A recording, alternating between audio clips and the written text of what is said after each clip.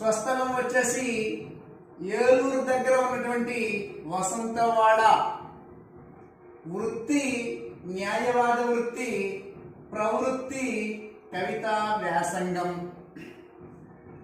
రచనలు వచ్చేసి ఎంకి పాటలు.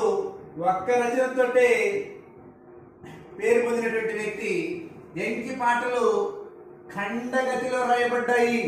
ఖండగతి అనగా 5 మాత్రలో ఉండేదాన్ని ఖండగతి అని అంటారు. తొలి ముద్రణ వచ్చేసి ఎంకి పాటలు 1925లో 35 పాటలతోటి వెలువడింది తొలి ముద్రణ. ఎంకి పాటలు. ఎంకి ఎవరైనా అంటే ఎంకి తెలుగు వారి ఆడపడుచు అని గుర్తుపెట్టుకోండి. ఎంకి ఎవరి ఆడపడుచు? తెలుగు వారి ఆడపడుచు ఎంకి. అయితే ఎంకి నాయుడు బావలు ఎవరయ్యా అంటే కాపు దంపతులు అని చెప్పబడ్డారు. కాపు దంపతులు. ఎంకి పాటల బాణి ఏ విధంగా ఉంటుందయ్యా అంటే జానపద బాణిలో కొనసాగుతుంది ఎంకి పాటలు. అయితే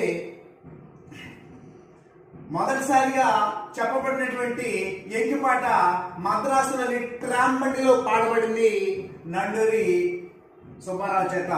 గుండె గొంతుకలోన కొట్లాడుతాది కూకొండ మీదురా కూసెంతసేపు.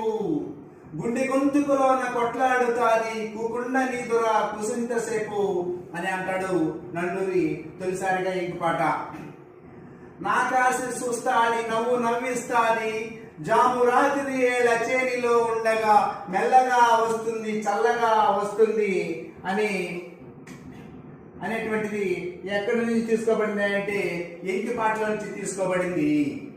ఇక చూపుతో మాట్లాడి ఊపిరితో తెలిగించిన మహాకవి ఎవరయ్యా అంటే నండూరి సుబ్బారావు అని గుర్తుపెట్టుకోవాలి. చూపుతో మాట్లాడి ఎంకి నాయుడు బావ చేత చూపుతో మాట్లాడించి ఊపిరితో తెలిగించినటువంటి మహాకవిగా నండూరి వెంకట సుబ్బారావు గారిని మనం తెలుసుకోవాలి. ధన్యవాదాలు.